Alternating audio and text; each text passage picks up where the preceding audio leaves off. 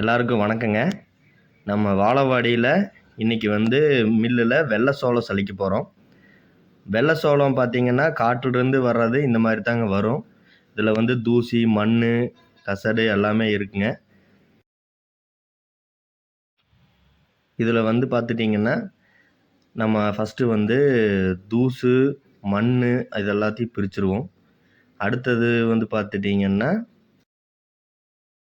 அடுத்தது பார்த்திங்கன்னா இந்த மாதிரி உடசல், பருப்பு, பிஞ்சு இதெல்லாம் பிரிச்சுருவோங்க. மூணாவதாக மண்ணாங்கட்டி, கல் இந்த மாதிரி வெயிட் ஐட்டமெல்லாம் தனியாக பிரிச்சுருவோம். அடுத்தது பார்த்துக்கிட்டிங்கன்னா குச்சியை, வெயிட்லெஸ் மெட்டீரியல்ஸ் எல்லாம் பிரிப்போம். அது உங்களுதில் இப்போது மல்லியெல்லாம் போட்டோம்னா நல்லா கிளியராக தெரியும். இந்த மாதிரி வேஸ்டேஜ், லைட் வெயிட் எல்லாமே வந்துருங்க. பனிக்கடலையெல்லாம் சலிக்கிறப்ப பார்த்திங்கன்னா காய், குச்சி எல்லாமே வருங்க. இதுலேயே பிரித்து எடுத்துருவோம்.